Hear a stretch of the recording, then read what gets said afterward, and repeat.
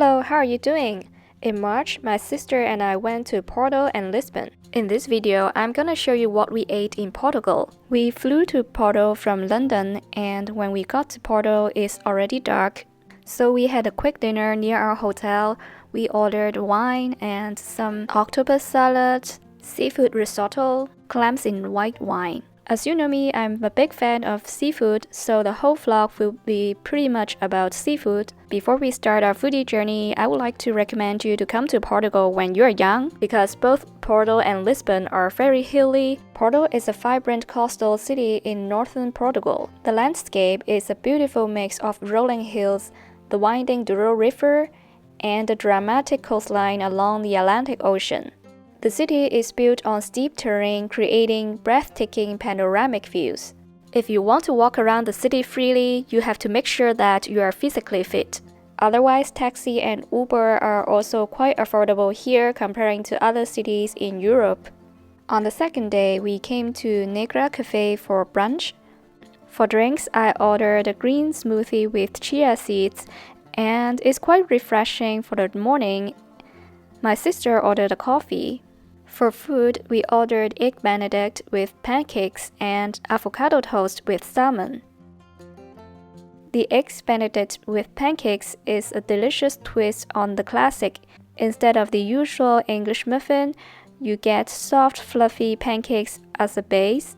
On top, perfectly poached eggs, dripping with rich, creamy hollandaise sauce. There's also ham in between. It's a perfect mix of sweet and savory. Look at that, the eggs benedict is perfectly cooked. And the pancake is fluffy and moist. We are super happy with our choice. The avocado toast with salmon is just amazing. Thick, crusty bread loaded with creamy avocado, topped with silky smoked salmon, a sprinkle of seeds, some greens. It's simple, fresh, and totally delicious. After a brunch and a little walk, we are gonna try Pastel de Nata, which is a delicious Portuguese custard tart with crispy, flaky pastry shell and a creamy, sweet egg custard filling. It's quite different from those we tried in Hong Kong because ours is less sweet and more egg-forward, which is more similar to Hong Kong-style egg tarts. After a very sweet dessert, I need to get a fruity ice cream to balance that out. Porto São Bento is a historical railway station in Porto. Opened in 1916, the station is located in the city center and features over 20,000 blue and white tiles depicting the scenes from Portuguese history. It serves as a key transport hub, connecting Porto to various destinations in northern Portugal. As I come from Germany where it has a very long, gloomy winter, the vibrant and colorful Portuguese architecture instantly lightened up my mood. After a long day out, we decided to come back to the hotel for dinner.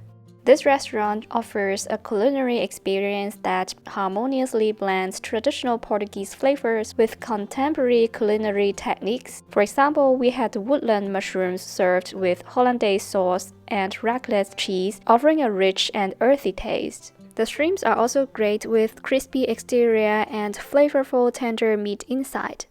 The sauce is a little bit sweet and sour, it's kind of like a Chinese style.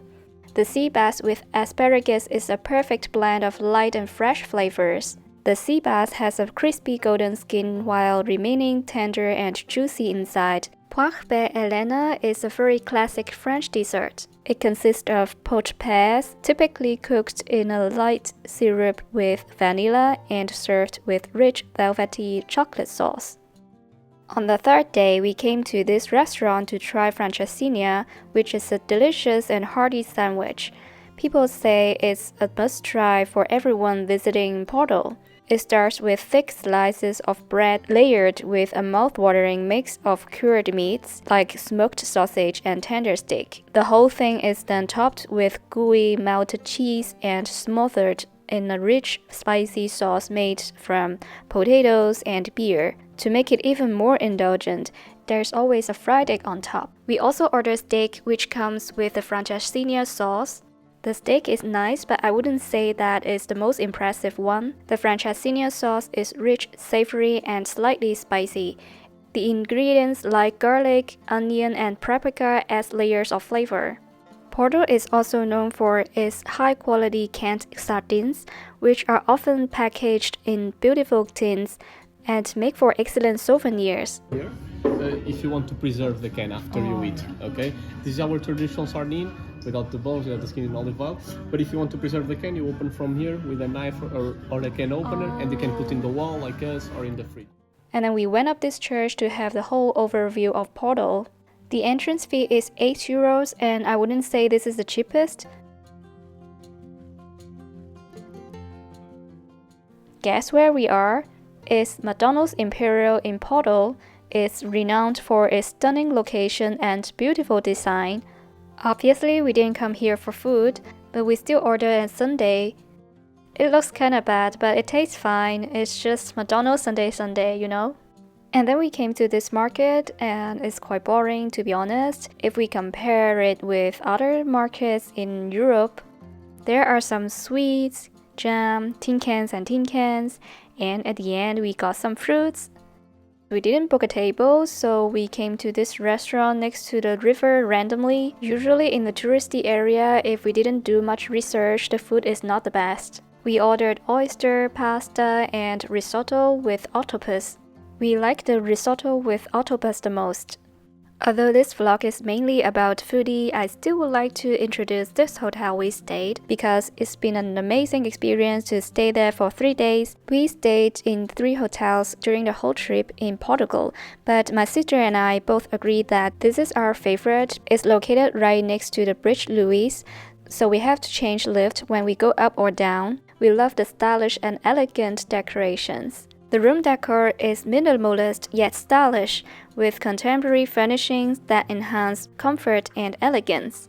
This is the second hotel we stayed in Porto. It's from the same hotel group as the previous hotel. The lobby looks kinda like a museum or a library. For the last day in Porto, we came to this park near our hotel. One interesting thing about Portugal is that peacocks are often seen walking on the streets, and they live in the public parks and gardens. These birds, typically kept as ornamental animals in urban green spaces, are semi-domesticated and accustomed to human presence. Portugal's mild climate and lush vegetation make it an ideal environment for them to thrive. In the afternoon, we took the train to Lisbon. It takes around 3 hours, and the ticket costs €25 only. The first thing we did in Lisbon is to get a Viva card. It's a rechargeable travel card used for public transportations in Lisbon.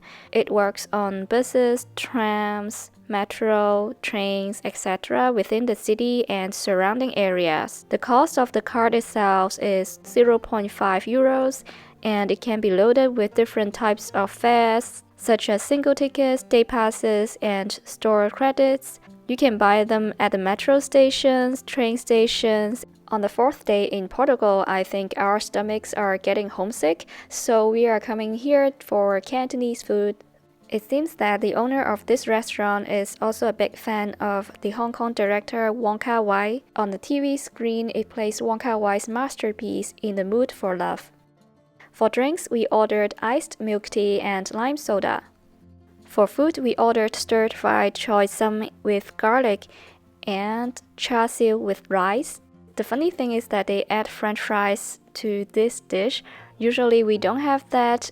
That reminds me of Peruvian or Bolivian food, that they have meat with rice and French fries together. The barbecue pork tastes a little bit different from what we had, but it still tastes good. After dinner, we went to see the sunset. In Lisbon, of course, we have to take the tram. I find it very fascinating to see how the driver operates the tram. On one hand, they have the lights and buttons, and on the other hand, they have this hand-operated controller. It's amazing to have a night view on the tram. On the second day in Lisbon, we came to this restaurant, which is a Michelin restaurant. It's so far our favorite restaurant in Lisbon. Food is amazing, but not expensive at all. This is such a refreshing dish. Razor clams have a natural sweet oceanic flavor. The combination of garlic and coriander gives it a bold aroma. Lemon juice adds freshness and balances the richness of the olive oil. Rabbit in coentrada style is a traditional Portuguese dish. During slow cooking, the soft rabbit absorbs the strong flavors of garlic and coriander. Lemon juice gives it a fresh, slightly acidic kick. Rice, okay. It's like a risotto. There's some chorizo, chorizo oil, parsley, and orange zest. Enjoy. This restaurant is renowned for its duck rice. It's a comforting dish where each bite brings a balance of deep, slow-cooked flavors of broth, wine, and spices, as well as refreshing citrus notes. Pastel de Belém is famous for their Portuguese custard tarts originating from the Belém district of Lisbon. The queue around noon was so long, so we came back after lunch. But honestly speaking, it's really worth it because it's the best one we have ever tried in Portugal. The history of their recipe is also very interesting. The recipe for Pastel de Belém dates back to the 1830s, when it was created by monks at the monastery. After the monastery closed, the recipe was sold to a local bakery, which still operates today, producing these iconic tarts.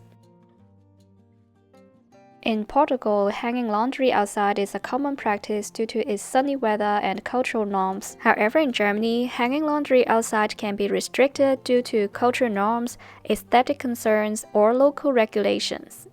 For dinner, we came to another Portuguese restaurant.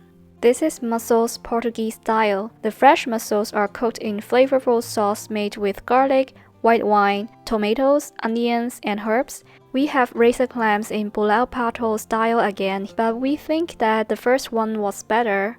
And this is grilled chicken with rice. The skin is crispy and the meat is tender and juicy. For dessert, we have tiramisu. Basically, my sister finished most of it because I can't take caffeine after 6 p.m.